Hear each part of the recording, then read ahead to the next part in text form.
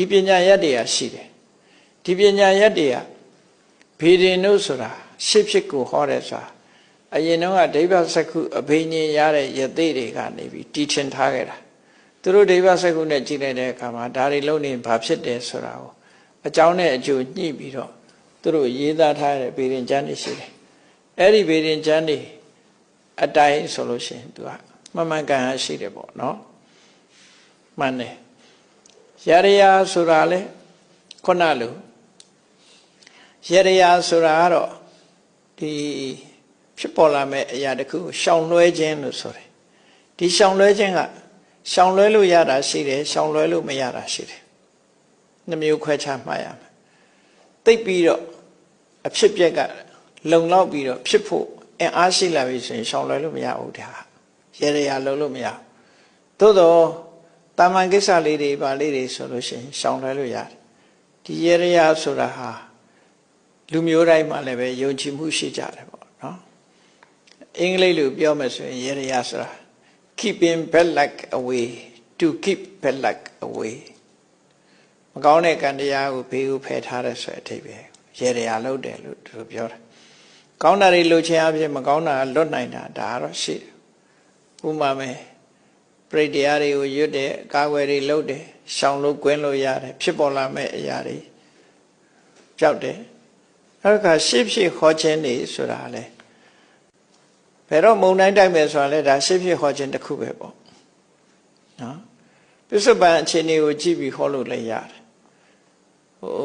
ဘေးရင်ကိန်းခန်းနီးနဲ့တွက်ချက်ပြီးတော့လေဟောကြတာပဲရှိတယ်ပေါ့အဲ့တော့မှန်တာလည်းရှိတယ်မှားတာလည်းရှိတယ်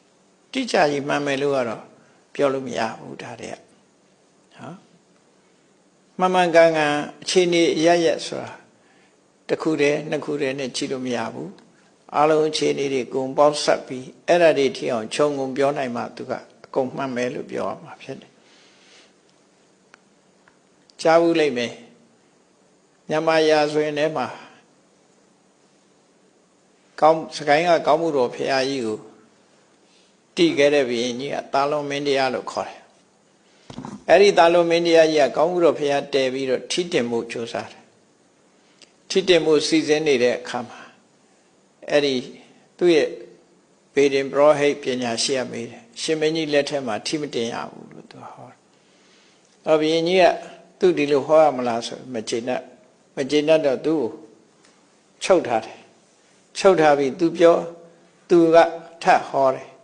ရှင်မင်းကြီးကဘယ်နေ့ဘယ်ရက်မှာကံတော်ကုန်လိမ့်မယ်အဲဒါကြောင့်မို့ရှင်မင်းကြီးထိတင်မွေမမိနိုင်ဘူးလို့သူကအဲ့လိုပြောတဲ့အခါကျအေးမှန်ရင်မှန်မှန်ရင်မင်းကိုပြစ်ဒဏ်ခတ်မယ်ဆိုပြီးတော့ထားတယ်